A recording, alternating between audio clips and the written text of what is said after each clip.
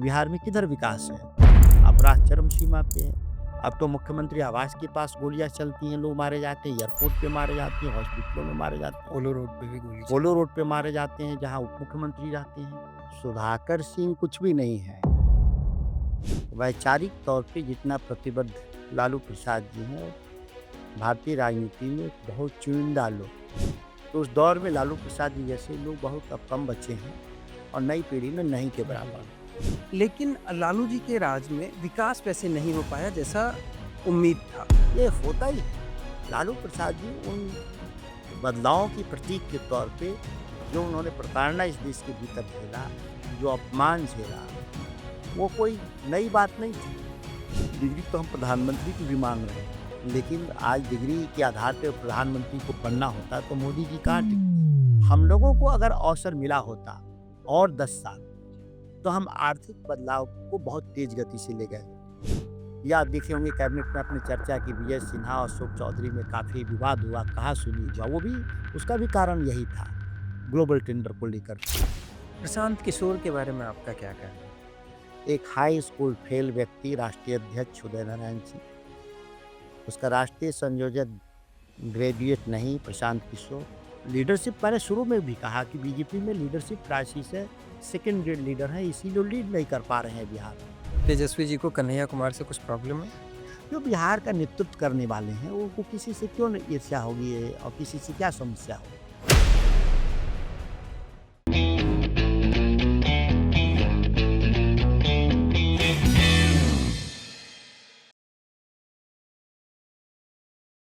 नमस्कार दोस्तों, मेरा नाम नवनीत है और स्वागत है आपका डी कोड विद नवनीत के चैप्टर 6 में।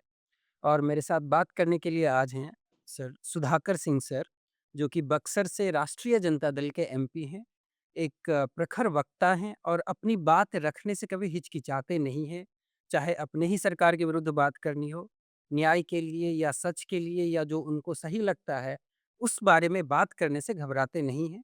तो डिकोड विद नवनीत में सर आपका स्वागत है। Thank you very much sir. आप इतने बिज़ी शेड्यूल में अभी आज की डेट में बिहार पॉलिटिक्स में विपक्ष की जो भूमिका है वो कितना बिज़ी होंगे आप मैं इसका अंदाज़ा लगा सकता हूँ। लेकिन फिर भी आपने टाइम दिया, thank you very much sir. आपकी पूरी टीम को, क्योंकि आप लोग की इच्छा थी कि ये कार्यक्रम हो, जी, तो मैंने कहा कि कितना दिन टाला जाए इसे। Thank you very much sir. Sir सबसे पहले मैं आपसे पूछना चाहूँगा कि ये सुधाकर सिंह कौन हैं? आपसे अगर मैं ये पूछ रहा हूँ सुधाकर सिंह कौन है? मैं जानता हूँ आपके बारे में सब कुछ बट आप हमारे दर्शकों के लिए अगर बताना चाहेंगे, तो आप अपने आप को कैसे डिस्क्राइब करेंगे? देखिए, सुधाकर सिंह कुछ भी नहीं है। सुधाकर सिंह भारतीय राजनीति के महात्मा गांधी के द्वारा स्थापित मूल्यों की जो विरासत उन्होंने छोड़ा है, उसका हम लोग एक छोटा-सा बहुत हिस्सा हैं और उस महाअभियान, जो अधूरा था महात्मा गांधी का, क्योंकि उनकी असामयिक निधन दुर्घटना हत्या के ज़रिए हुआ था और वो जो अधूरे उनके कार्य हैं, हमारे जैसे लाखों लोग की ज़रूरत है उस सपने को पूरा करने का। हम लोग उस महाअभियान में निकले हुए लोग हैं।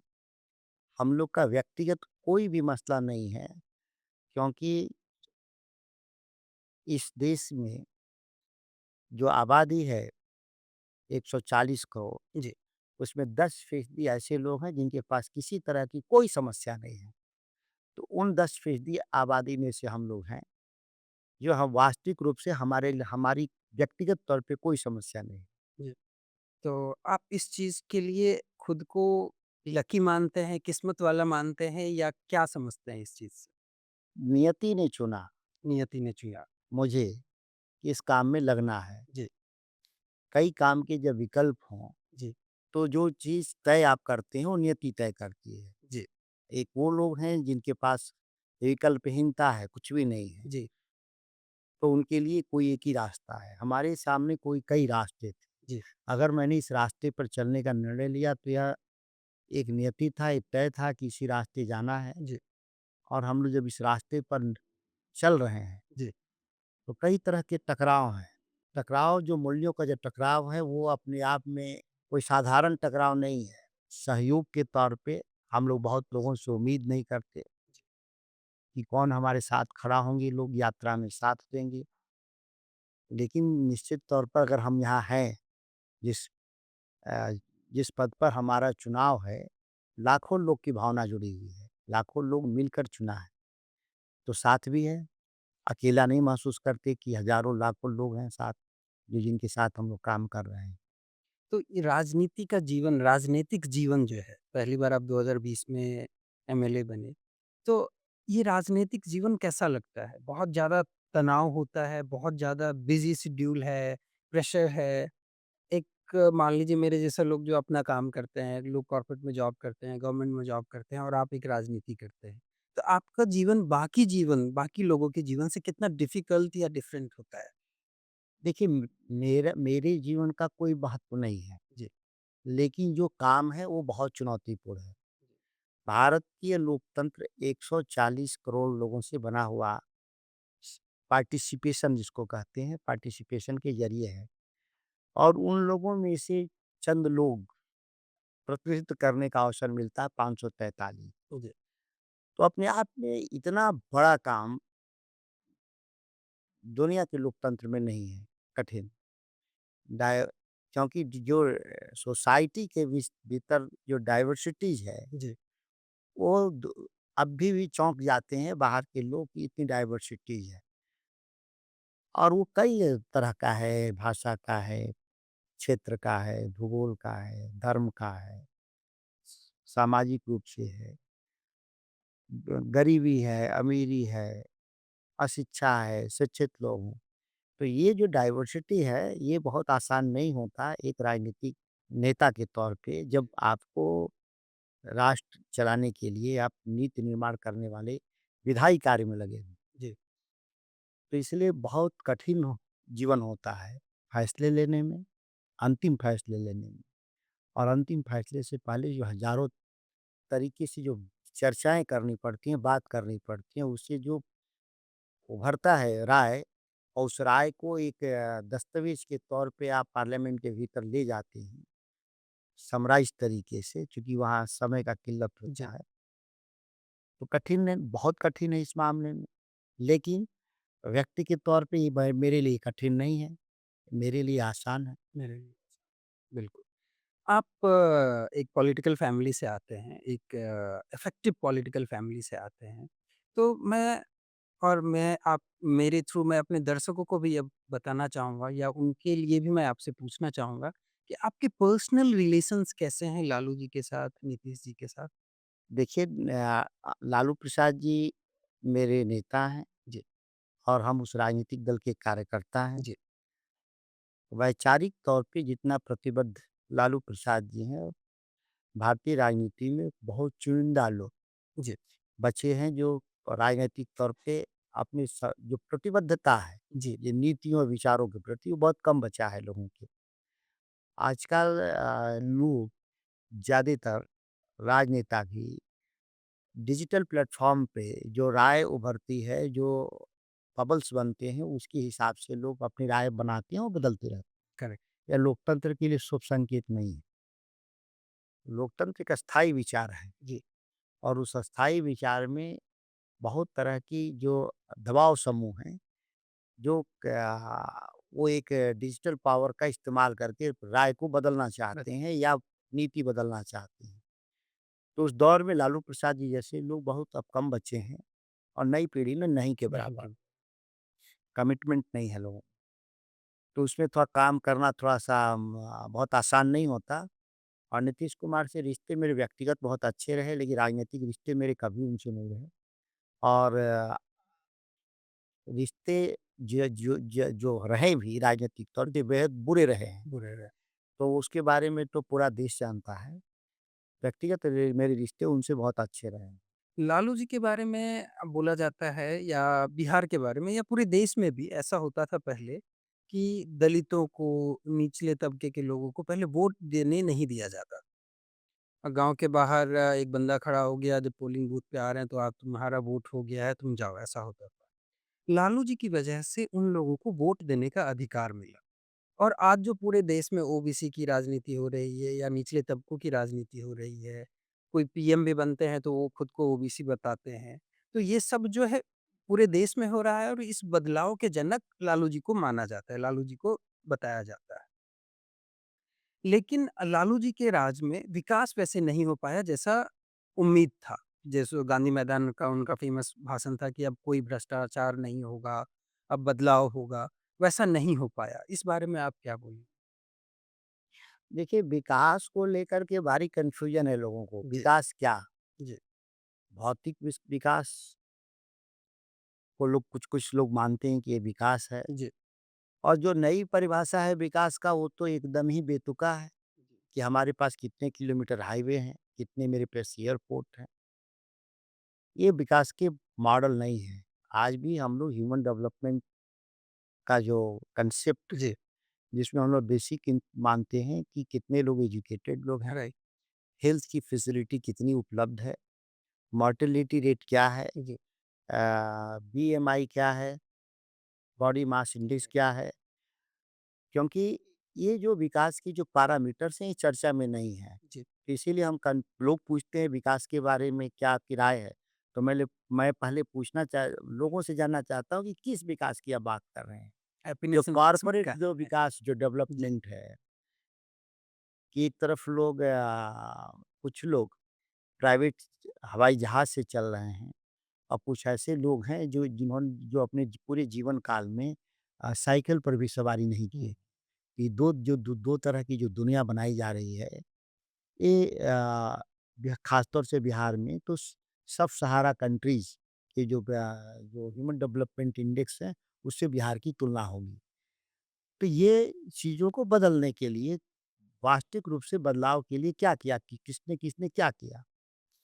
दूसरा बात है कि एक लोकतांत्रिक सरकार के भीतर सामाजिक बदलाव के बिना आर्थिक बदलाव की बात हम लोग बेमानी समझते हैं। जी, मैंने कहा ना कि हम उन 10% लोगों में से हैं जो किसी तरह की समस्या से परे हैं इस देश में। बिल्कुल, कोई सत्ता आई गई कोई फ़र्क नहीं पड़ता। राइट, लेकिन जो 90% समूह है, जो कमज़ोर वर्ग के लोग हैं, जिनको 2 वक़्त की रोटी, कपड़े और मकान के लिए जूझ रहे हैं, उनके लिए आपके पास नीति क्या, नियत क्या है और नीति जी, क्या है? लालू प्रसाद जी पहली बार सामाजिक न्याय 15 साल के कार्यकाल में लगभग अ, पूरा करने का काम किया, जो ज्ञात इतिहास में दुनिया में कहीं संभव नहीं था। कहीं संभव इवन अमेरिका के भी गृह युद्ध को देखें तो लंबा था, और वो गृह युद्ध खूनी था, जिसमें काले और गोरों के बीच जो लड़ाई हुई, 10 लाख लोग मारे गए आंकड़े के हिसाब से, उससे ज़्यादा मरे होंगे वहाँ। लेकिन बिहार की सामाजिक परिवर्तन, चंद लोग ज़रूर हिंसक घटनाओं में मरे, ऐसा मैं मानता हूँ, उससे मैं डिनाई नहीं करता, और मात्र 15 साल की सफलतापूर्वक ये छुआ-छूत, ऊँच-नीच का भेदभाव था, हद तक नियंत्रित है। जी, कुछ है अभी भी, ऐसा नहीं है कि एकदम खत्म हो गया है। तो ये लोग आलोचना सहे हैं, जो भी परिवर्तन की दुनिया के अगर दूत रहे हैं, वो आलोचना सहे। भगवान बुद्ध की भी हत्या हुई, उनको भी जहर दिया गया था। ईसा मसीह को भी सूली पर टाँग दिया गया था, और मोहम्मद साहब को भी मार दिया गया था। ये होता ही है। लालू प्रसाद जी उन बदलावों की प्रतीक के तौर पे, जो उन्होंने प्रताड़ना इस देश के भीतर झेला, जो अपमान झेला, वो कोई नई बात नहीं थी, और इसके लिए कोई दुःख भी मनाते नहीं। लालू प्रसाद जी दुःख मनाते हैं, ना हम लोग मनाते हैं। क्योंकि हम अपने जीवन के लिए जीवन में उत्कृष्ट बने रहें और बाकी लोगों का जीवन हे रहे, ये राजनीति का कोई लक्ष्य नहीं। महात्मा गांधी की भी हत्या हुई थी देश में। देश आज़ाद कराने के लिए जो उन्होंने शहादत दिया, गिर्रे लोग उनकी उनको जो विचारों से नहीं हरा पाए, तो उनकी शरीर को क्षति पहुँचाकर उनकी हत्या कर दी गई। आर्थिक विकास के मॉडल में भी हम देखें तो हम आधुनिक जिसको आप शब्दावली कहते हैं, मैं उस 2-3 इंडिकेटर्स को बता दूँ जी, और दर्शक थोड़ा समझने का प्रयास कर, बिल्कुल, कि 2004 में, 5 में जी, गूगल भी कर लें लोग कि राष्ट्रीय जीडीपी में बिहार का कितना योगदान था। जी, तकरीबन 3.60 के आसपास था, जी, और आज 2.70 है। तो हम आगे बढ़े हैं कि हम पीछे गए हैं, इसी ये से अंदाज़ा लगा लें। 27,000 करोड़ उस टाइम, अब 3 लाख करोड़, 3 लाख करोड़ का दम आप भर रहे हैं। उसको रुपए की वैल्यू जी, बदले हैं डेप्रिसिएशन। जी, ये कोई विषय नहीं है। हम नेशनल जीडीपी में कहाँ खड़ा है? Correct, understood. अगर आज ₹100 की जीडीपी है, जी, तो बिहार की जीडीपी 2.70 है। जी, लालू प्रसाद जी के ज़माने में 3.60 था। जी, अब दूसरा हम एक पैरामीटर्स समझने के लिए मैं जी, कह रहा हूँ कि राष्ट्रीय जो आमदनी था प्रति व्यक्ति आय, जी, ₹100 अगर मान लें, तो लालू प्रसाद जी के ज़माने में ₹33 थे बिहार के। ₹100 दिल्ली के थे, तो हमारे ₹33 थे। और आज कितने हैं? ₹31 हैं। तो देश आगे जा रहा है, हम आगे नहीं जा रहे हैं। देश जिस रफ्तार से जा रहा है, उस रफ्तार से नहीं जा रहे हैं। अच्छा, एक तो ये क्वेश्चन। विकास का कौन मॉडल हमने डेवलप किया जिसमें दिखे? अब थोड़ी-सी और बात कर लें इस पे, बहुत ज़रूरी बात जी, है। 12,000 ट्रेन बिहार में यात्रियों को लेकर के पर्व में आएगी। चुनावी साल है इस जी, बार। बिल्कुल। ये भारत सरकार ने कहा। जी, प्रति ट्रेन 2,000 लोग आएँगे। जी, 12,000 ट्रेन में कितने लोग आएँगे? करीब ढाई करोड़। 2.5 तो बिहार में पलायन भी बढ़ा। जी, अगर हम आर्थिक रूप से विकसित बिहार हो रहे थे, तो फिर इस स्तर पे पलायन कहाँ से है? और थोड़ा-सा हम बात कर लें भ्रष्टाचार। एक-एक जी, इंजीनियर के यहाँ, एक-एक आईएएस के यहाँ 2-200, 3-3 सौ करोड़ की संपत्ति पकड़ी जा रही है। तो ये जगह पे खत्म लोगों नहीं को होता है। चौंकते नहीं क्या लोग? ये पैसे किसके थे? ये पैसे कहाँ से आए हैं? ये कोई अमेरिका से नहीं आए हैं। इस राज्य के विकास के पैसे लूटे जा रहे हैं। 3 लाख करोड़ अगर है बिहार का जी, बजट, तो 1 लाख करोड़ रुपए लूट लिए जा रहे हैं। अगर 1 लाख करोड़ रुपए की शिक्षा और स्वास्थ्य में हम हर साल निवेश कर दें, तो हम दुनिया के सबसे ताकतवर देशों में हैं। थोड़ा अर्थव्यवस्था को समझना बहुत ज़रूरी है। जी, जी, इस जी, तरह से जो डिबेट लोग चलाते हैं हमको हँसी आता है। ये हम कहाँ खड़ा हैं? हम जब एग्रेरियन इकोनॉमी था दुनिया में, भारत में, जी, 60 के दशक तक, जी, तो हमने डैम नहीं बना पाए न नदियों पे। भाखड़ा नंगल पंजाब में बना, लेकिन बिहार की इस कोसी और सोन पर डैम नहीं बन पाए। हम उस लाभ से वंचित रहे। 60 से लेकर 2000 सन 2000 तक, 2010 तक मैन्युफैक्चरिंग डोमिनेट कर रही थी इकोनॉमी में और mineral based, natural resource based जी, इकोनॉमी थी। जब झारखंड मेरे साथ भी था, जी। तो हम भी उस ट्रेन को मिस कर गए। कोई हमने इंडस्ट्रियलाइज़ेशन नहीं कर पाए। फेट इक्वलिटी वाले पॉलिसी जो। वर्टिकलाइज़ेशन की जी, पॉलिसी थी। अ, जो इन्वेस्टमेंट था सेंट्रल गवर्नमेंट का, वो हमारे पक्ष में नहीं था, जी, विपरीत था।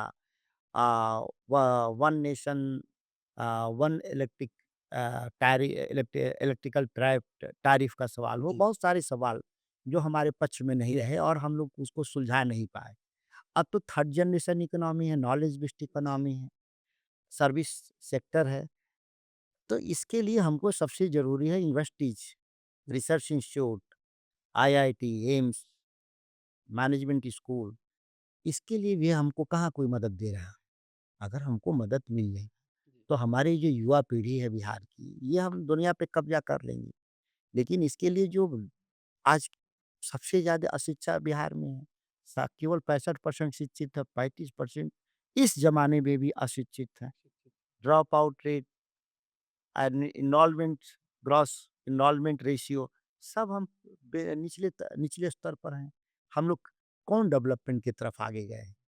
तो ये हम फिर गलत दिशा में बात कर रहे हैं लोग। डेवलपमेंट करना है, जी, सर्विस सेक्टर बेस्ड इन जो पूरी दुनिया 60% आ रहा है सर्विस सेक्टर से, 20% मैन्युफैक्चरिंग और 20% एग्रीकल्चर। राइट। तो अब हमको सर्विस सेक्टर में जंप के लिए हमको जाना ही होगा। एजुकेशनल इंस्टीट्यूशंस को अभी भी मतलब शुरू करेंगे तो 15-20 साल में ट्रांसफॉर्मेशन आएगा, क्योंकि ये कोई एक दिन में ट्रांसफॉर्मेशन नहीं होता है। लेकिन नीति निर्माण करने वाले सिविल सोसाइटी के भीतर ये विषय विमर्श का विषय ही नहीं है, इसीलिए थोड़ा लेट हो रहा है, ये बहुत दुखद है। और जो विकास की जो बात की जा रही है, वो एक काल्पनिक बात की जा रही है कि विकास का मॉडल होता क्या है? रोड बनाना। रोड बनाना, पुल बनाना और बिल्डिंग्स बनाना, ये अगर डेवलपमेंट के इंडिकेटर्स कोई समझता होगा, तो हम अभी भी मूर्खतापूर्ण जीवन जी रहे हैं और हम एक यूटोपिया में जी रहे हैं। तेजस्वी जी के पास ये विज़न है, जो आप बात कर रहे हैं अभी कि knowledge based economy, schools, universities, research centres, 15 साल, 20 साल में ट्रांसफ़ॉर्मेशन होगा, ये सारी बातें जो कर रहे हैं, वो हमारे नेता प्रतिपक्ष के पास है। अगर उनको मौका मिला, फ्री आप हैंड मिला। देखे होंगे कि हमको मौका मिला था जी, एक जूनियर पार्टनर के तौर पे 17 महीने का नीतीश कुमार के साथ। जी।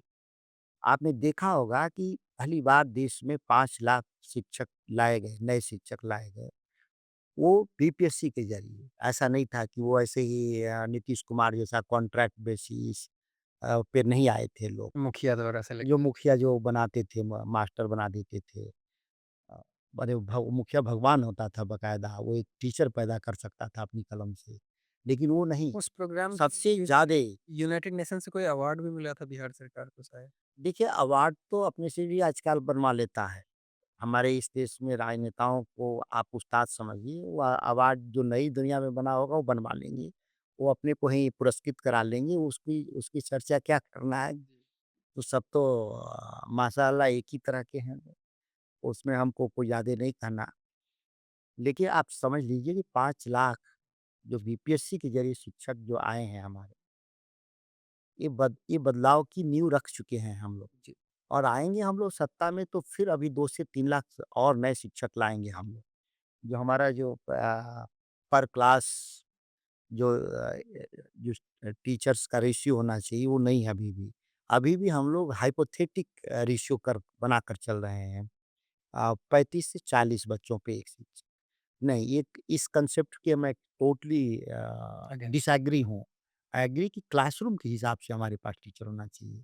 तब ये क्या होगा कि ये जो 40-35 दिख रहा है वो घट के चला आएगा 20 पर। स्टैंडर्ड 20 के ही आस-पास होना चाहिए छात्रों पे 1 शिक्षक।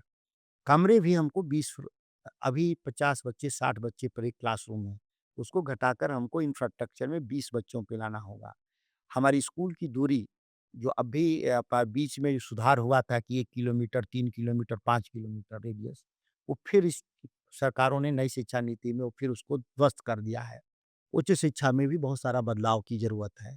जो जो सेमेस्टर सिस्टम है, 4 ईयर सिस्टम है, स्विचिंग कोर्सेज है, ग्रेडिंग सिस्टम है, इंटरनल मार्किंग सिस्टम है, प्रैक्टिसिंग प्रोफ़ेसर हैं। ये तमाम चीज़ और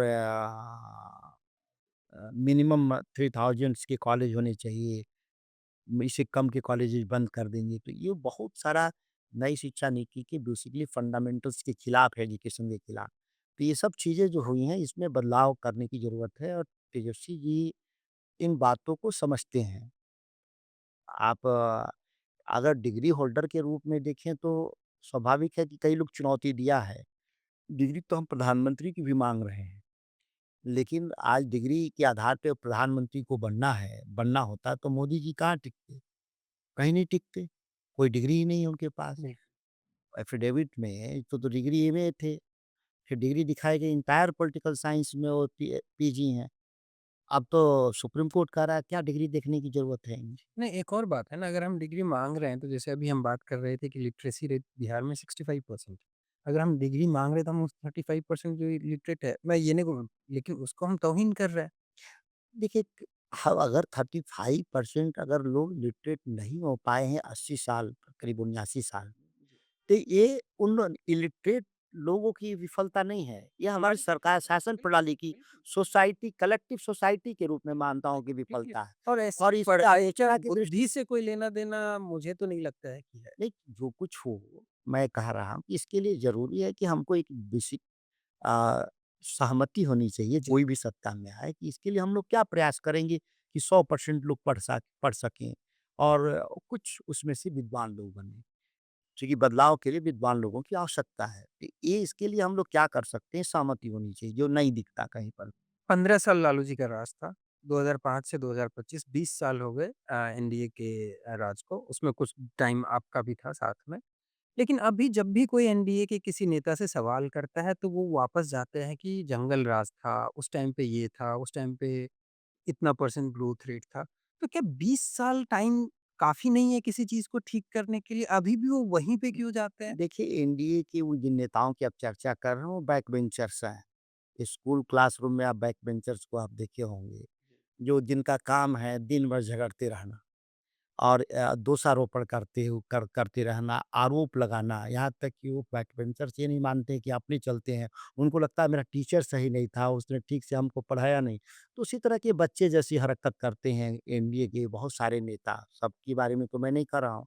तो ज़्यादातर ये बैक बेंचर्स हैं और इनके पास कोई दृष्टिकोण नहीं है बिहार को आगे ले जाने के लिए। इसीलिए पिछले कार्यकाल पर आरोप लगाते हैं। 20 साल एक पर्याप्त समय होता है बिहार के बदलाव के लिए या किसी राज्य के लिए। आपने कौन-सा काम कर दिया बदलाव के लिए? हिंसाग्रस्त राज्य लालू प्रसाद जी को विरासत में मिला था, बेलछी कांड 79 में हुआ था, 90s में नहीं हुआ था। वहाँ से बिहार को निकाल कर के 2000 तक नरसंहार मुक्त बिहार कर दिया। जितने हैं अंतिम नरसंहार 2000 में है, जबकि हम सरकार 2005 तक है। तो 2000 से 2005 के बीच में कोई आरोप हो हमारे पर नहीं है। मैंने निकाल लिया हम लोगों ने। तो जो आग लगा था सोसाइटी के भीतर वो हम लोगों ने उसको बुझा दिया। आग लगाने वाले कोई और थे, बुझाने वाले हम लोग हैं। अब ये सब जो जो नए लोग आए सत्ता में 20 साल से नीतीश कुमार के नेतृत्व में, तो इनको बताना होगा कि बिहार में किधर विकास है। अपराध चरम सीमा पे है। अब तो मुख्यमंत्री आवास के पास गोलियाँ चलती हैं, लोग मारे जाते हैं, एयरपोर्ट पे मारे जाते हैं, हॉस्पिटलों में मारे जाते हैं, पोलो रोड पे भी गोली चली। पोलो रोड पे मारे जाते हैं, जहाँ उप मुख्यमंत्री रहते हैं। पूरी सीवरेज चौक पड़ा हुआ है पटना शहर का। बारिश होता है, पानी निकासी नहीं हो पाता। बिजली की ट्रिपिंग, बिजली की ओवरलोडिंग अलग सवाल है। बिल्डिंग्स जितने बनाए गए हैं, वो सब स्टैंडर्ड हैं। बारिश होते ही डूबने लगते हैं। विधानसभा का नया भवन डूब जाता है, छत चुने लगता है।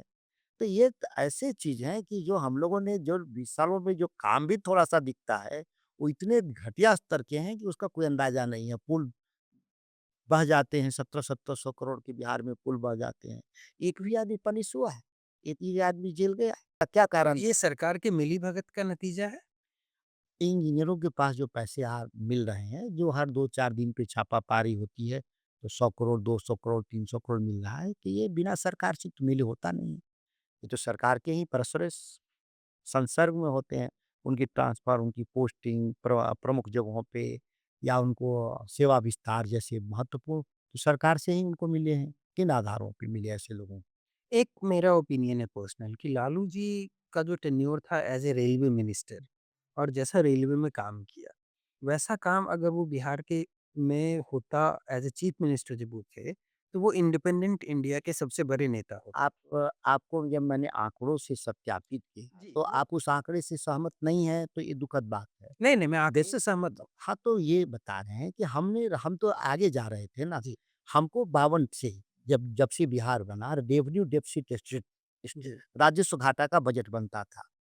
डेवलपमेंट का जो फंडामेंटल्स जो इंडिकेटर है, वो राजस्व सरप्लस होना ज़रूरी बिल्कुल, होता है राज्य का। जी, वो लंबे मेहनत के बाद झारखंड बँटने के बाद भी हम 2003 या 4 में हम लोग अचीव 2003 में अचीव कर लिए कि नहीं हम लोग रेवेन्यू सरप्लस स्टेट में कन्वर्ट हो गए। हम लोगों को अगर अवसर मिला होता जी, और 10 साल, जी, तो हम आर्थिक बदलाव को बहुत तेज़ गति से ले गए होते। हम लोगों के साथ कई स्तरों पे जो केंद्र में बैठे थे लोग और कई संवैधानिक संस्थाओं से लड़ एक संघर्ष हुआ, क्योंकि हम लोगों ने जो सामाजिक न्याय की जो बुनियाद को रखा, उससे बहुत लोग सहमत नहीं थे इस बिहार के भीतर, जी, खासतौर से ताकतवर लोग।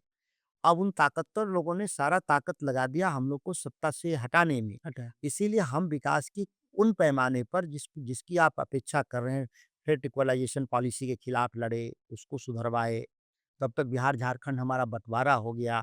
फिर भी हम रेवेन्यू सरप्लस स्टेट में चले गए और सरप्लस पहली बार इतिहास में हुआ था। अब हमारा विकास तेज़ी से होता, तब तक हम लोग सत्ता से बेदखल हो गए। और जो हमने सुधार की प्रक्रिया शुरू किया जी। था, वो 20 सालों से उसी तरह से पेंडिंग पड़ा हुआ है, आगे नहीं बढ़ा बा एक नैरेटिव और सेट किया जा रहा है कि एनडीए से लोग परेशान, 20 साल कोई सत्ता में रहे, लोग उससे दुखी रहे। लेकिन लोगों को ये बोल के डराया जाता है कि अगर तुम आरजेडी को लेके आते हो या महागठबंधन को लेके आते हो तो जंगल राज की वापसी हो जाएगी। इसलिए लोग डर के वापस से एनडीए को वोट दे देते हैं। राष्ट्रीय जनता दल को और वे नेता के तौर पे हमको काउंटर करने दिए। हम सत्ता के लिए इतना हम बेचैन नहीं हैं कि हम इस बात को लेकर के बहुत हमारे अंदर पीड़ा। जी, हम एक सामाजिक कार्यकर्ता के तौर पे, पॉलिटिकल पार्टी के तौर पे हमारी जो भूमिका है, हम कर रहे हैं। हम उन असत्य बोलने वालों की हम हमराही नहीं बनना चाहते, झूठ नहीं बोलना चाहते। अगर है बिहार संकटग्रस्त तो स्वीकार है, इसका रास्ता भी हमारे पास है, हम उस रास्ते को सही दिशा में ले भी जाएँगे। देखिए सिविल सोसाइटी, मैं अभी कर रहा हूँ, आम आदमी का ये चर्चा नहीं है, ये सिविल सोसाइटी की बात है।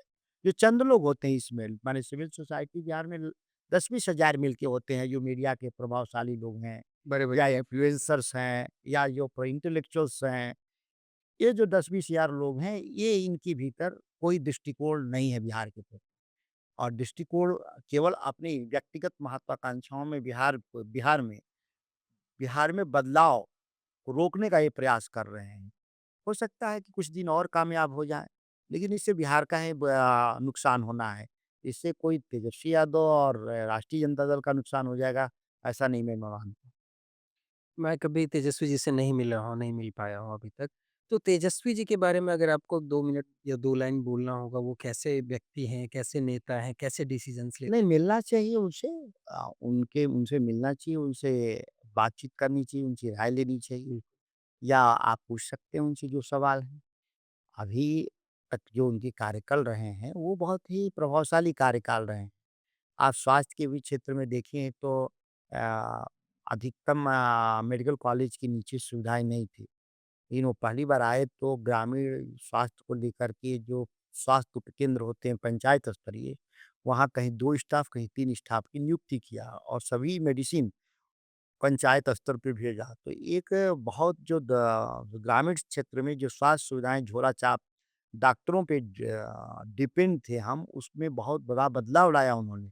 समय छोटा था, 17 महीने में वो भी एक सरकार के मुखिया नहीं थे, एक जी, जूनियर पार्टनर थे, तो बहुत चीज़ें चाह कर के भी हम नहीं कर पाते हैं। आप देखे होंगे कृषि क्षेत्र में बदलाव के लिए, मंडी कानून को लेकर के, या एमएसपी को लेकर के, भूमि अधिग्रहण कानून को लेकर के कहाँ सहमति बना नीतीश कुमार से। मैं कृषि मंत्री रहते हुए भी इस्तीफा देना पड़ा मुझे, जी। क्योंकि सहमति नहीं थी कि किसान के कृषि क्षेत्र में सुधार हो। तो नीतीश कुमार अब आज तो ब्रेन डेड हैं, अब मेरे इंटरव्यू का क्या असर होना है उन पर? कोई देखेंगे तो नहीं। और उनके जो लोग हैं वो कोई बहुत ही हॉलिस्टिक अप्रोच से बिहार को नहीं चला रहे हैं। लूट सको तो लूट लो वाले नियत से वो लोग लगे हुए लोग हैं। तो उम्मीद करते हैं कि सिविल सोसाइटी थोड़ी अपनी भूमिका बढ़ाए, और बिहार में विकास के लिए, बदलाव के लिए एक फ्रेमवर्क ही तैयार कर दे। हम ये नहीं कहते हैं कि वो राष्ट्रीय जनता दल के साथ खड़ा हो जाए, जी। लेकिन कोई वो इंडिकेटर्स ही तय कर दें, पैरामीटर्स तय कर दें। अगर हम लोग उसको नहीं अचीव करेंगे तो दंडित करेंगे लोग। एक परसेप्शन है कि लालू जी ने बिहार में एक क्रांति लाई, वो सामाजिक बदलाव की क्रांति, सामाजिक न्याय की क्रांति थी। और तेजस्वी जी ये समझते हैं कि वो टाइम अब खत्म हो गया। अब वो आर्थिक न्याय, आर्थिक बदलाव, विकास की बातें करते हैं। बट लोग सोचते हैं या लोग ये समझते हैं कि उनके आस-पास जो लोग हैं, उनकी जो टीम है नीचे ग्रास रूट लेवल तक, वो लोग तेजस्वी का साथ दे पाएँगे उस इस चीज़ में? देखिए बदलाव तो शेष से होगा। जी, अगर शेष, मैंने कहा कि बुनियादी सवाल था कि आर्थिक बदलाव तभी संभव है जब सामाजिक सुधार हो। जी। तो सामाजिक सामाजिक सुधार बदलाव तो तो हुआ। जी, बिल्कुल हो अब मेरे को है जी, कि हमको सेकंड फेज के लिए अवसर नहीं मिला, बिल्कुल। जिसका तेजस्वी जी मांग कर रहे हैं कि वो मिलना चाहिए हम लोग को अवसर। क्योंकि फर्स्ट फेज तो हमने रिफॉर्म्स लाया, बिल्कुल, वो तो किसी ने नहीं लाया बिहार। उसके लिए तो कोई डाउट ही नहीं है। तो सेकंड फे हम लोग का कहना भी है कि फर्स्ट फेज जब हम बदलाव लाए तो सेकंड भी हम ही ला सकते हैं, दूसरा कोई नहीं लाएगा। क्योंकि उनके भीतर किसी के लीडरशिप में वो दम नहीं है, कमिटमेंट नहीं है जो हमारे पास लीडरशिप के पास है। और ये होगा, करके हम लोग दिखा देंगे, ये कोई असंभव काम नहीं है। आप बिहार को बदल देंगे हम लोग, इसमें कहीं कोई शक नहीं। और व्यापक पैमाने पर जो उम्मीद से ज़्यादा हम लोग बदलाव करेंगे। वो कृषि क्षेत्र में हो, स्वास्थ्य सेवा क्षेत्र में हो, शिक्षा के क्षेत्र में हो, या हमारा पब्लिक फाइनेंस का स्ट्रक्चर्ड करना हो, रीओरिएंटेशन की ज़रूरत है। हमारे पास बहुत ज़्यादा पुल और सड़क हो गए हैं, या उसकी भारत सरकार से हम ले लेंगे, लेकिन राज्य के अपने बजट से इन चीज़ों पे बहुत व्यय करने की अब आवश्यकता नहीं है। अब व्यापक पैमाने पर सेंट्रल यूनिवर्सिटीज़ के तर्ज पर, एम्स के तर्ज पर, आईआईटी के तर्ज पे इंस्टीट्यूशंस बिल्ड करना होगा, कि हमारे स्वास्थ्य और शिक्षा में बदलाव हो और मंडी कानून, भूमि अधिग्रहण कानून में बदलाव और एमएसपी की गारंटी से किसान जो पूरे बिहार के 10 करोड़ आबादी जी। जो डिपेंडेंट है, उसके माली हालत में भी सुधार के लिए हमको थोड़े से निवेश और ज़्यादातर कानूनी पहल की आवश्यकता है, जो हम लोग कर सकते हैं। मैं इस क्वेश्चन पे बाद में आने वाला था, लेकिन सिंस 2 बार बात हो गई इसकी, तो अपने मंत्री पद से रिज़ाइन कौन करता है? आज के डेट में तो कोई नहीं करता है। तो ऐसा क्या हुआ था उस वक़्त जो मतलब आपने आज की डेट में कुछ हुआ और रिज़ाइन करना ये तो पहले होता था। बट आज के डेट में ऐसा करना। देखिए क्या है कि आप क्या बनना चाहते हैं, जी, वो बहुत महत्वपूर्ण है। जी, आप प्रशासक बनना चाहते हैं कि आप एक पॉलिसी मेकर बनना चाहते जी, हैं। ये 2 धारा हैं डेमोक्रेसी के, लोकतंत्र की, कार्यपालिका और विधायिका। हमने शुरू से ही इस काम में जब आया था तो मैंने विधायिका का चयन किया था। कार्यपालिका तक भी पहुँचने का रास्ता विधायिका के ही ज़रिए है। जी। ये नहीं है कि कार्यपालिका में सीधे आप आ सकते हैं, जाना ही होगा विधायिका के ज़रिए। तो हमारा विधायक बनने का लक्ष्य था। सदस्य बिहार विधानसभा, सदस्य लोकसभा की मैं बात नहीं कर रहा हूँ, विधायक जो कानून बनाता है, लेजिस्लेटर बनने का था। जी, तो वो हम उस लक्ष्य को हासिल किया हमने। अब इस बीच में पार्टी की राय या लोगों की राय से हमको एक कार्यपालिका के रूप में ये बेसिकली नौकरशाही जैसा काम है, प्रशासन चलाना, जो हमारे टेम्परामेंट पे फिट नहीं बैठता। हम उस काम के लिए फिट नहीं हैं। तो ठीक है, जितना संभव था हमने किया और लगा कि हम आगे इसमें नहीं बढ़ पा रहे हैं, तो पद त्याग दिया कम से कम कि नए लोग आएँगे, दूसरे लोग आएँगे, इस काम को देखेंगे, करेंगे। कर सकते हैं तो करेंगे, नहीं कर सकते हैं तो फिर कम से कम ये हम तो ये बात से मुक्त हो गए ना कि आप कुर्सी पर बैठे रहे, आप धृतराष्ट्र बने रहे, आपने ध्यान नहीं दिया। ये बात को समझना होगा, कुर्सी पर बैठे रहना कोई लक्ष्य नहीं होना चाहिए। बदलाव लक्ष्य होना चाहिए, अगर वो नहीं हो रहा है तो कुर्सी को खाली कर देना चाहिए। आजकल ऐसा सुनने को नहीं मिलता है। ये कठिन क्या है इसमें? कोई किसी व्यक्ति का जन्म इंसान के तौर पे माँ की गोद में होता है, ना कि कुर्सी पर। और आज लोग सोचते हैं कि नहीं वो कुर्सी के लिए ही बने हैं और कुर्सी के लिए ही जन्म है, तो ये मृत तृष्णा है, इसका कोई अंत नहीं है। इसका को तो आगे आप कोई मंत्री पद लेना चाहेंगे? मैंने कहा कि मेरी इच्छा में नहीं है। जी, काम करने की कभी स्वतंत्रता मिलेगी, लगेगा कि हम इस काम को हम बदलाव ला सकते हैं, तो ज़रूर कभी अवसर मिला तो काम कर देंगे, लेकिन मेरी इच्छा में नहीं है। नीतीश लेकिन हम जानते हैं कि हम उनसे ज़्यादा काम कर पाते हैं व्यवस्थापिका के सदस्य के रूप विधायिका। में, विधायिका के रूप में और हम वो कर लेते हैं। नीतियों के बदलाव में हम बड़े स्तर पे काम में लगे हैं। नीतीश कुमार जी से आपके पर्सनल रिलेशंस बहुत अच्छे हैं। मैंने कहीं देखा और पढ़ा कि जब आप दिल्ली यूनिवर्सिटी में पढ़ रहे थे, तो आप भी 3 साल की ग्रेजुएशन में 1.5 साल उनके घर पे रह के पढ़ाई किए थे। तो ऐसा उस टाइम पे जो भी कंट्रोवर्सी चल रही थी या जो भी कॉन्फ्लिक्ट्स चल रहे थे, आप उनके साथ बैठ के सॉल्व नहीं कर पाए? देखिए राजनीतिक माहौल में पारिवारिक रिश्तों का बीच में लाना भी नहीं चाहिए और उसका कोई समाधान भी नहीं। राजनीतिक मामले में तो राजनीतिक तरीके से ही सुलझाने का प्रयास होना चाहिए।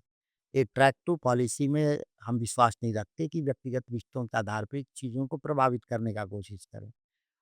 लोग करते हैं, जी, पिता पुत्र के रिश्ते में बहुत लोग कहते हैं कि पिता के पद पद पर जाने से पुत्रों का या उनके परिवार के लोगों का इंटरवेंशन रहता है। ये नैतिक रूप से मैं खिलाफ मानता हूँ। तो मैंने कैबिनेट के ज़रिए उनसे सुलझाने का प्रयास किया है, लेकिन जो नहीं सुलझा तो हम उसके लिए ट्रैक 2 के व्यक्तिगत रिश्तों के आधार पे मैंने कोई प्रयास नहीं किया। आपके पिताजी की वजह से पार्टी में आपको कितना फ़ायदा हुआ? निश्चित तौर पर इस पार्टी में एक-एक कार्यकर्ता जानता है मुझे। इसका मेरे पद पे आने से पहले से जानता है, तो इसका एक एडवांटेज है। उनके व्यक्तित्व के बारे में बोला जाता है कि बहुत स्ट्रिक्ट थे। मैं रिसेंटली एक इंटरव्यू देख रहा था, सर का नहीं, किसी पत्रकार का इंटरव्यू देख रहा था। वो आरजेडी के ऑफ़िस में थे और सर कहीं कैमरा से देख रहे थे। सब लोग अपना-अपना टोपी निकाल के पहनने लगे, जो सर कैमरा ऑन किए हैं, सर कैमरा ऑन किए हैं। क्या सही में वो इतने स्ट्रिक्ट हैं? देखिए क्या है कि वो जीवन में अनुशासन को लेके बहुत गंभीर रहे हैं। जी, वो उनके कार्यप्रणाली से लेकर के उनके राजनीतिक जीवन में और व्यक्तिगत जीवन में भी है। जी, उस मामले में उन्होंने स्टैंडर्ड ऑपरेटिंग प्रोसीजर तैयार कर रखा था और लो उम्मीद करते थे अपने तो ख़ैर स्वयं बहुत ही उस पे कर अडिग रहते थे और लोगों से भी उम्मीद करते थे कि आप और जो भी स्टैंडर्ड तय थे जो भी आप कह रहे हैं टोपी पहनने का हो, जी, कार्यालय में सफाई का हो या कोई भी विषय हो या पार्टी ऑर्गेनाइजेशन में काम करने का जी। हो, तो वो एक विस्तृत बहस के बाद था। ये नहीं था कि कोई व्यक्तिगत तौर पे एक नहीं, वो होने के बाद उसका पालन करने के लिए वो बहुत हाँ, स्ट्रिक्ट लेकिन एक बार जब तय हो गया जी, कि ये करना है तो फिर करना है, उससे पीछे नहीं हटना। पीछे नहीं है। उसमें कोई उनके कॉम्प्रोमाइज़ नहीं। उनके इस नेचर से आपका बचपन बहुत डिसिप्लिन्ड हुआ रहा होगा? बचपन तो बच्चों का कभी डिसिप्लिन किसी का नहीं रहा तो मेरा क्या रहेगा? वैसे ही खेलते-कूदते, लड़ते-झगड़ते दिल्ली यूनिवर्सिटी तक गए पढ़ने के लिए हम लोग गाँव से निकल कर के। जी, हम लोग तो कोई कॉन्वेंट में पढ़े नहीं, कोई प्राइवेट इंस्टीट्यूशन में पढ़े नहीं जीवन में। 1 से 8वीं तक गाँव के सरकारी स्कूल में, फिर 9वीं 10वीं 6 किलोमीटर दूर एक बाज़ार था रामगढ़ वहाँ पढ़ने गए। फिर हम लोग इंटरमीडिएट पढ़ने इलाहाबाद चले गए 11वीं 12वीं की। ग्रेजुएशन दिल्ली यूनिवर्सिटी से किए। कुल मिलाकर के अ, पिता के अनुशासन के साथ जो बच्चों के भीतर एक लड़कपन रहता है, वो रहता ही है। जी। हाँ, मैं बस ऐसे भी अगर लड़कपन में कुछ नहीं किया तो वो लड़कपन किस बात का? आप बहुत मुखर हैं, किसी भी चीज़ को लेके। अपने डिपार्टमेंट में भ्रष्टाचार को उजागर करना हो, अभी रिसेंटली भी मैं कुछ दिन पहले देख रहा था, अब बिहार सरकार के ग्रामीण कार्य विभाग के लोग लेके भी बोल रहे थे कि बहुत बड़ा फिगर कोट 10,000 करोड़ का फिगर कोट कर रहे थे। तो इतनी एनर्जी और इतना इन्फॉर्मेशन आपके पास कहाँ से आता है? देखिए मेरे ऑफ़िस में कई अलमारी लगे हुए हैं जी, और एक कंटीन्यूअस हमारे पास सिविल सोसाइटी के ज़रिए, विस्तृत ब्लोअर के ज़रिए सूचनाएँ मेरे पास प्रवाहित होती रहती हैं और दस्तावेज़ के रूप में आते हैं। अब हमको समय निकालना होता है कि किस विषय को कब हम उठा पाओ। आप आरोप भी लगा सकते हैं कि आपने बहुत पहले हमने इस खबर को किया भेजा दस्तावेज़ आपने इसको उठाया नहीं। जी, क्योंकि हमारे पास स्टाफ की कमी है, रिसोर्सेज़ की कमी है। तो हमको खुद को बहुत मेहनत करना होता है पढ़ने के लिए, पूरा तैयार निश्चय तैयार करना। क्योंकि एक बार हम लोग जब बोलते हैं तो पीछे नहीं हटते। अब मैं इस्तीफ़ा दे सकते हैं लेकिन हम पीछे नहीं हट सकते, किसी के दबाव में नहीं आ सकते। तो वो थोड़ा वक़्त लगता है, लेकिन जो चीज़ मैंने कहा था जिस ग्रामीण कार्य विभाग में भ्रष्टाचार के बारे में, जी, साबित हुआ कि नहीं? कैबिनेट में झगड़ा हुआ कि नहीं? जी, कम कैबिनेट के सहयोगियों से कि ग्लोबल टेंडर आपका एक फ्रॉड आइडिया है जिससे करप्शन बढ़ाया गया है। आप देखे होंगे उसके बाद करीब-करीब दर्जनों छापे पड़े हैं उस विभाग के अधिकारियों पे और सारे 2-200 3-3 सौ करोड़ रुपया अवैध धन उगाहने में वो उनके बारे में सबूत मिले। तो हम जिस तथ्य को उजागर किए थे इससे बिहार में लोगों को चौंक गए थे। जी, लेकिन जब देखा कि ये तो बात सच है जी, और सब लोग उसके बाद जागरूक हुए, तो आज देखिए पूरी लड़ाई में आप जो इंजीनियर था जो अपने घर में रात भर नोट जलाया, वो भी उसी ग्रामीण कार्य विभाग का अधिकारी था। फिर भी जो वो रात भर में नोट नहीं जला पाया, उसे सुबह 39 लाख कैश मिले। या आप देखे होंगे कैबिनेट में आपने चर्चा की विजय सिन्हा और अशोक चौधरी में काफ़ी विवाद हुआ, कहा-सुनी जी। हुआ, वो भी उसका भी कारण यही था, ग्लोबल टेंडर को लेकर। तो हम जो कहे जिसको, वही बिहार में फिर बाद में आगे हुआ। तो बस इतना ही है कि हम इस मामले में अगुआ होते हैं, मैं पहले सवाल उठाता हूँ। जी। पीछे से उसके बाद लोग अपना-अपना काम करते हैं, मीडिया के लोगों, सिविल सोसाइटी नेता फिर वो जिसको जितनी जानकारी होती है उतना करता है। तो आपका दिन जो एक टिपिकल डे होता है वो कैसे जाता है? आप बहुत पढ़ाई करते हैं, बहुत ज़्यादा रिसर्च करते हैं? देखिए क्या है कि तकरीबन शाम को लेकर के 12-1 बज जाता है रात। सुबह देर से जगना मतलब कि 8 बजे तक मैं जग के काम शुरू कर पाता हूँ। पर पूरे समय बाकी में या तो मैं राजनीतिक काम में लगा रहता हूँ या पढ़ रहा होता हूँ। 2 ही काम हैं। यहाँ तक कि मैं गाड़ियों में जब होता हूँ, तो ज़्यादातर मैं अपने टैबलेट पर, लैपटॉप पर पढ़ता रहता हूँ। कोई भी एक मैं समय को यूटिलाइज़ करता हूँ। लोग पूछते हैं आपको कब समय मिला कि आपने पढ़ा? सबसे कॉमन क्वेश्चन होता है कि सुबह 8 बजे से लेके 12 बजे तक तो लोगों से मिल-ही-जुल रहे थे या बात ही कर रहे थे या भाषण दे रहे थे। तभी मैं भी ये सवाल पूछ रहा हूँ। हाँ। तो फिर भी लोग कहते पढ़े कब आप? पढ़ेगा। ये हमारा पढ़ने का एक मैंने डेवलप किया है कि टैबलेट में रखता हूँ। तो एक हम जगह से जब दूसरे जगह जब जा रहे होते हैं, तो लगभग मैं पढ़ता रहता हूँ। इसीलिए गाड़ी में रोड पे क्या हुआ, कहाँ बिल्डिंग बन गया, खेतों में क्या है, हम मुझे बहुत जानकारी नहीं रहता क्योंकि मैं पढ़ते रहता हूँ लगातार। अब फिर जो रात को अगर 10-11 बजे भी फ्री हो गए तो 2 घंटा, 1 घंटा, 3 घंटा वो एक अवसर मिलता है। लेकिन कठिन है, ख़ास तौर से जब आप नीति निर्माण में लगे हैं, तो आपको पढ़ना ही पड़ेगा उसमें बिंदुवार, सूक्ष्म तरीके से। नहीं तो ये जो लोग चालाक लोग हैं, थिंक टैंक बना रखे हैं इस देश में बड़े-बड़े। और वो पॉलिसी को ड्राफ्ट करके सरकार से मिली-भगत करके वो पकड़ा देते हैं अधिकारियों को और फिर वो लेके चला आता है कैबिनेट मिनिस्टर के पास। और जब उतनी जानकारी नहीं होता है, हड़बड़ी में होता है, दस्तखत कर देता है। तो हम लोग ऐसे चीज़ों को ना होने देने के लिए हम लोग बड़े स्तर पे हम अपनी रिसर्च टीम हमारी है, बहुत लोग हैं उसमें। कुछ हॉलिस्टिक व्यू से हैं मतलब कि अ, पैसे नहीं लेते, वो अपने समय में से निकाल कर हमारा मदद करते हैं और कुछ हमारे पास अपने भी रिसर्चर हैं, रिसर्च। जो जो सैलरी जिनको मैं देता हूँ, तो ये बड़ी टीम, तो इसके ज़रिए हम लोग काम करते हैं। बिहार में पहले करप्शन था, लोग बोलते हैं, बहुत ज़्यादा करप्शन था। अभी बोलते हैं कि करप्शन ने एक नया रूप लिया है। अब अधिकारी और नेता मिल के करप्शन कर रहे हैं। नेताओं का कम रोल है बिहार में, 100 में 1%, 99% नौकरशाही में भ्रष्टाचार है। अब तो बाकायदा अधिकारी नीलामी लेते हैं कि इस डिपार्टमेंट में बनाइएगा तो मैं इतना पैसा दूँगा, इस विभाग में हमको रखिएगा। बाकायदा नौकरशाह पूरे बिहार को नीलाम कर रहा है वो, ऑक्शन जिसको कहते हैं। किसके सामने ऑक्शन हो रहा है? ये केंद्र में बैठे लोग हैं, क्योंकि ब्रांडेड मुख्यमंत्री हैं बिहार में, उनको तो सत्ता से कोई मतलब नहीं है। आज बाकी लोग जो एनडीए में बैठे लोग हैं, सब लोग इस पर अधिकारी अधिकारी ही राज चला रहे हैं, नेताओं का रोल बहुत सीमित है।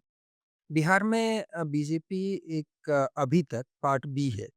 लीड जो है वो नीतीश कुमार जी ही कर रहे हैं। बाकी स्टेट्स में बीजेपी पावर में आने के लिए कुछ भी कर रही है।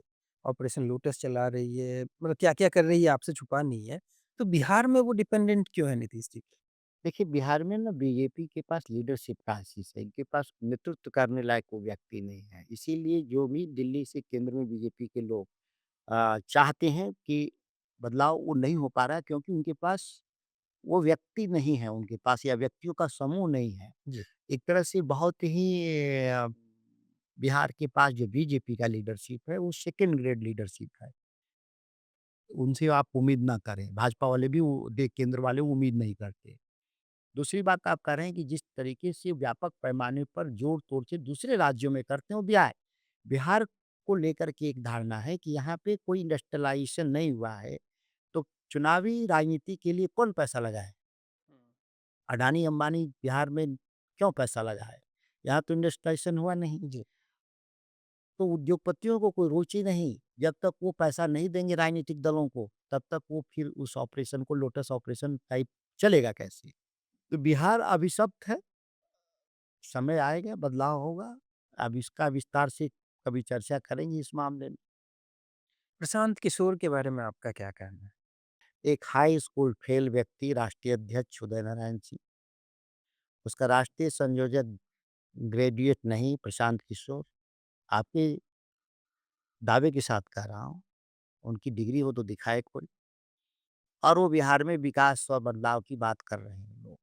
तो भ्रष्ट नौकरशाहों और चंद वो जो सत्ता लोभी लोग एक कॉर्पोरेट सेक्टर जैसी एक कंपनी के मुलाजिम सब मिलकर के बिहार में प्रयास कर रहे हैं नई इबारत लिखने के लिए।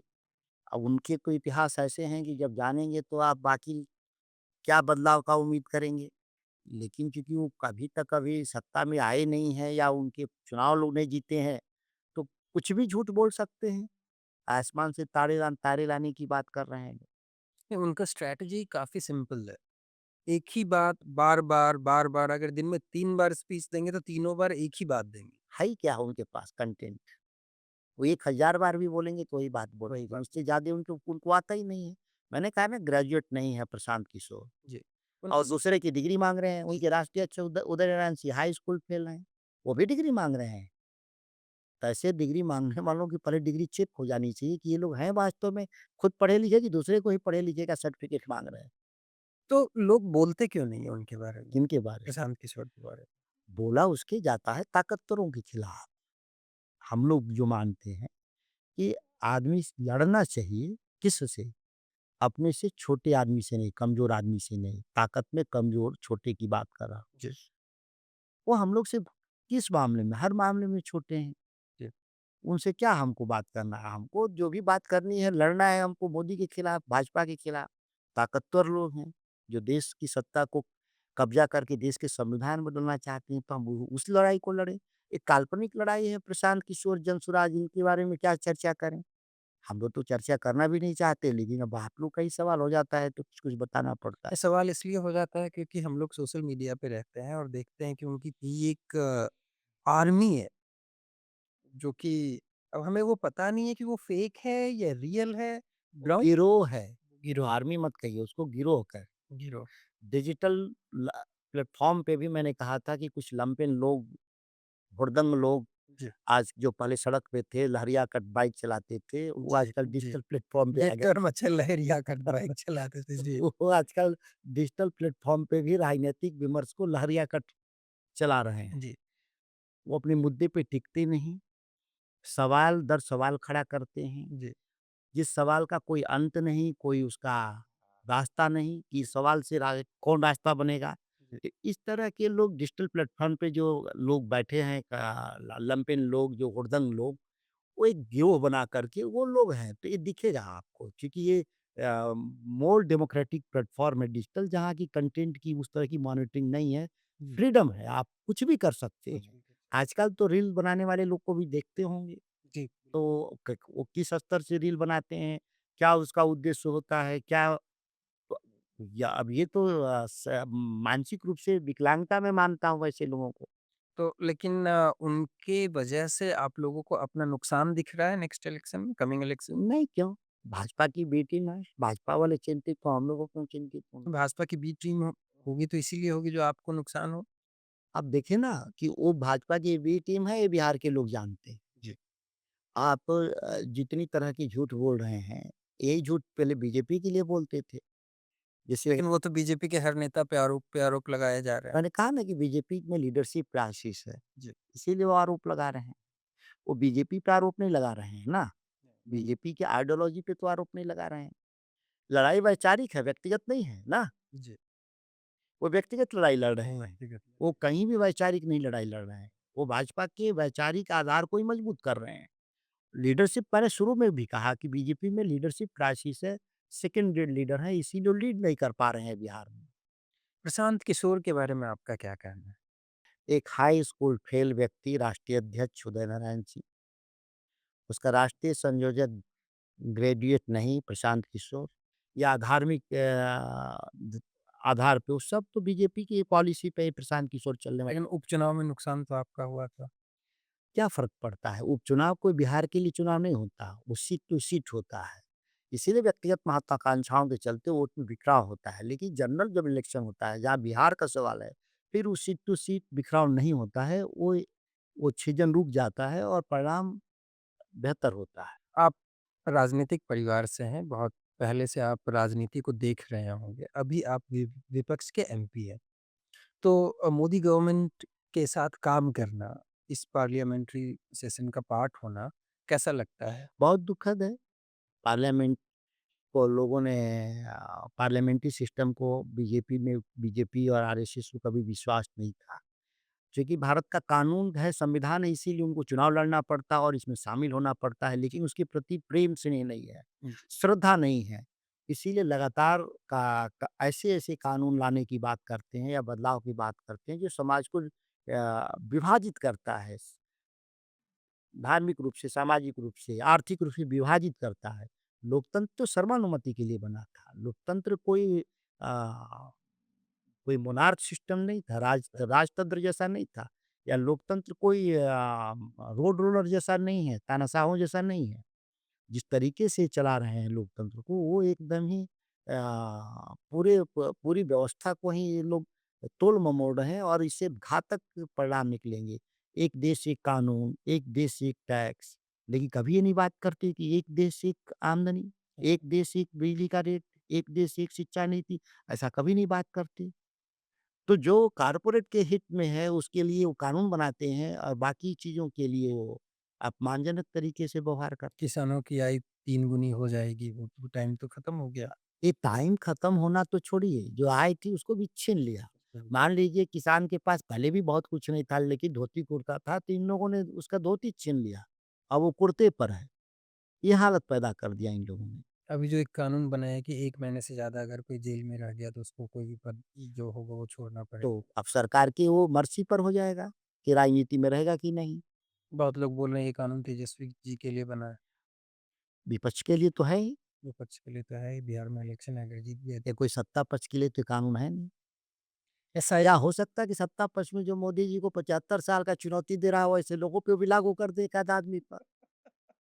हो सकता है। हाँ, हो सकता है कि 75 साल में सबको रिटायर किए हैं, अब आप रिटायर हो जाएँ, तो हो सकता है कि उस पर ये इस तरह का एक वहाँ महीने तो वाला मोहन भागवत जी का स्टेटमेंट आ गया कि ऐसा कुछ नहीं है। अब देखिए ना इससे हिपोक्रेसी क्या हो सकती है भारतीय राजनीति का? जो मोहन भागवत आइडियोलॉग थे कि देश में राजनेताओं का ऊपरी सीमा तय होना चाहिए और उसके लिए इन लोगों ने बेंचमार्क 75 साल का बनाया जिसमें माननीय आडवाणी जी को, मुरली मनोहर जोशी को ब्रेन डेड घोषित कर दिया। जी।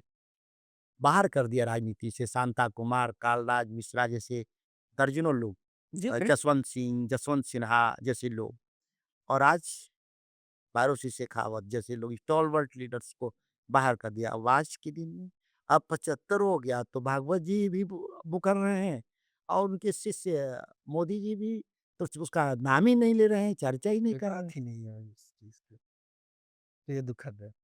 देश में सेना में बहाल होने वाले लोग अग्निवीर 4 साल में रिटायर करेंगे। और देश की सरकार में बैठे चलाने वाले लोग 75 साल में भी जवान बने रहेंगे। विपक्ष कहीं न कहीं मुद्दा उठाने में कमज़ोर पड़ती है। नहीं, हमारे मुद्दे शाश्वत हैं और उठाने में भी हम कहीं किसी मामले में कमज़ोर नहीं हैं। अब देखिए मैंने कहा ना कि डिजिटल जो मीडिया का एक न्यू जनरेशन जो मीडिया है डिजिटल, जी। वो उसका एक अपना तरीका है। मैंने कहा वो उसको बड़ा साधारण जी, तौर में ये लहरिया कट जी। वो मुद्दे तय कर रहे हैं, नैरेटिव्स को बदल रहे हैं, परसेप्शंस को बदल रहे हैं। हम चाहते हुए भी हम उन चीज़ों को आगे नहीं मूव कर पा रहे हैं क्योंकि वो उस पे जो लोग काबिज़ हैं, चंद लोग, जी। चंद मतलब कि 140 करोड़ लोग का ओपिनियन नहीं है। वो केवल 2-4 लाख लोग ओपिनियंस को बदल रहे हैं। जो उनका वॉर रूम बना हाँ, है। वार रूम के ज़रिए वो बदल रहे हैं। मुद्दे को डाइवर्ट करते हैं, रोज़ बदलना चाहते हैं क्योंकि वो कहा जाता है मारो और भागो। जी। के स्टाइल में वो काम कर रहे हैं। तो इसीलिए आप विपक्ष पर आरोप लगता है कि वो मुद्दे को ठीक से उठा नहीं पा रहा है। हम उठा रहे हैं, हमारे मुद्दे को उठने नहीं दिया जाता, उसको दबा दिया जाता है।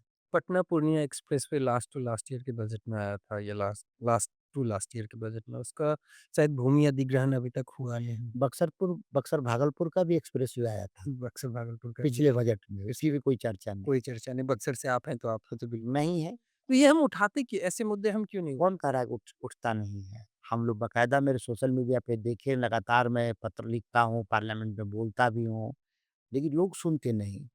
और जो मैंने कहा कि ये जो लोग मीडिया में भी बैठे लोग हैं, इनकी भी जो कॉर्पोरेट जो छवि है, जी। समर्थित छवि है, अब आधे आधे तो अडानी के चैनल हैं, आधे अंबानी के चैनल हैं।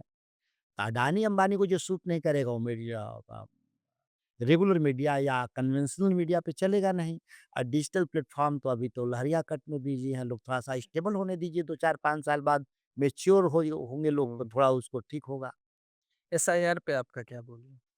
एसआईआर लोकतंत्र के बचाने की लड़ाई है। एसआईआर कोई चुनावी राजनीति का हिस्सा नहीं है।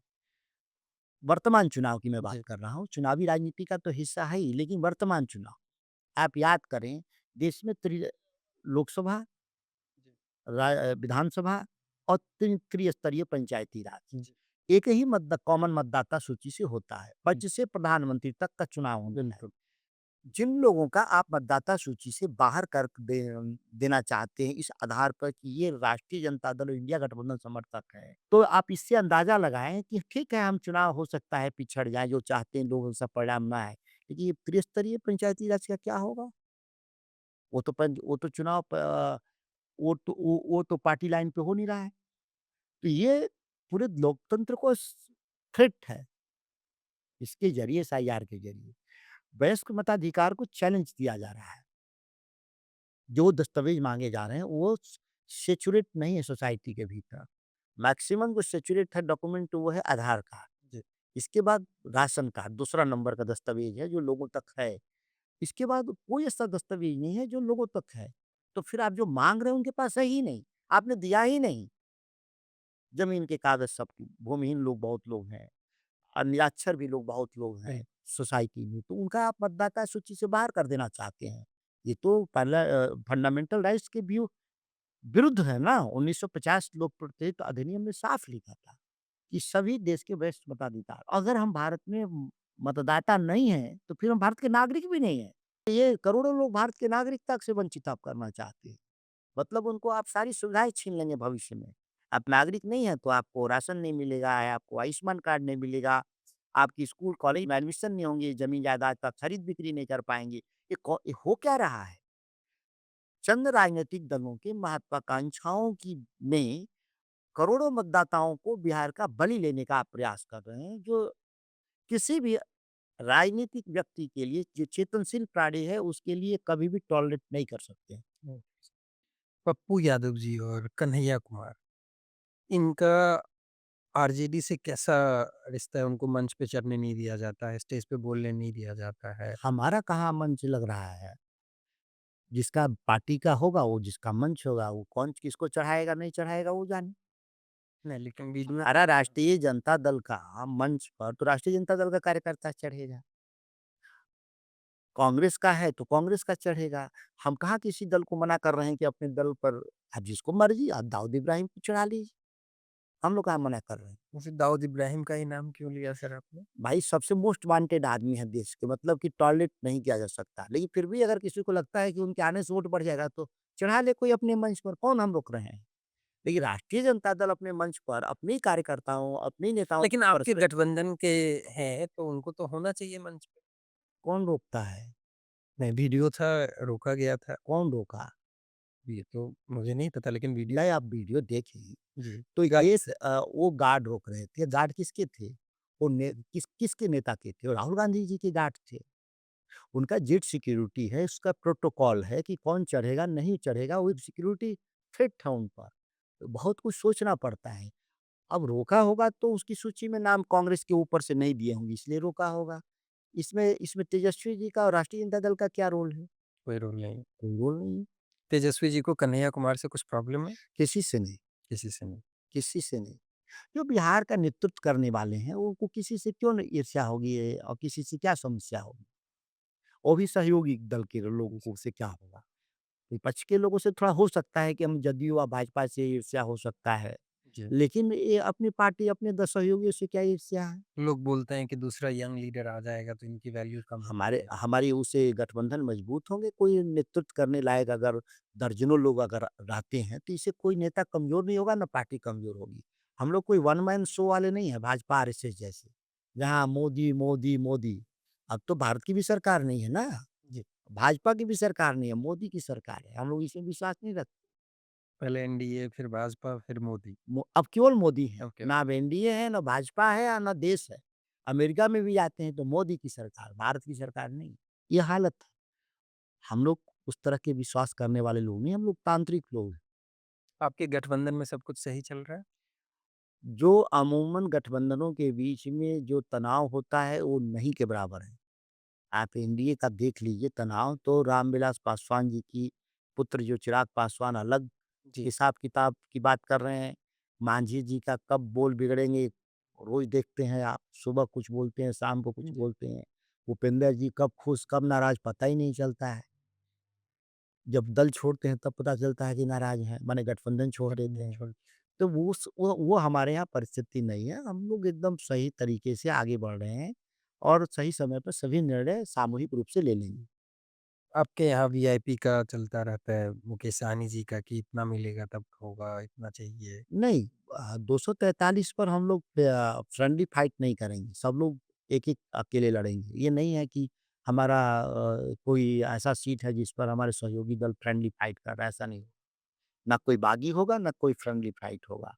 243 मिल के लड़ेंगे, 243 मिल के जीतेंगे। पशुपति पारस जी वाला फ्रैक्शन जो है एलजेपी का, वो आपके साथ आएँगे? देखिए, आने का जब निर्णय होगा तो सभी लोग को जानकारी होगा और गठबंधन का थोड़ा बहुत एडजस्टमेंट की बात चलती रहती है। आइन वक़्त पे कभी सफल भी होता है, नहीं भी होता है। तो इसको जब निर्णय होंगे तो सभी लोग की जानकारी में दे दिए जाएँगे। सर आपका पर्सनल लॉन्ग टर्म प्लान क्या है? आपका एस्पिरेशन, आपका विज़न क्या है? मैंने कहा ना, गांधी ने जो देश को छोड़ा था, जिस भारत को जिस तरीके का वो बनाना चाहते थे, जी, एक बड़ा विस्तृत दृष्टिकोण था जी। और उस दृष्टिकोण पे हम लोग काम कर रहे हैं एक छोटे कार्यकर्ता के तौर पे। हम लोग उसमें कोई भी योगदान दे दे पाएँगे तो हमारा हम लोग मानेंगे कि अपना जीवन सार्थक बना। Thank you very much sir for your time. बहुत अच्छा लगा आपसे बात करके और मुझे लगता आपसे है मैं आगे भी बातचीत करता रहूँगा, जी, थोड़ी व्यस्तता है, बाद जी, में भविष्य में ज़रूर बैठेंगे जी। आपके। ठीक है sir. Thank you very much sir. Thank you for watching the 6th episode of Decode with Navneet. Stay tuned for more. Thank you.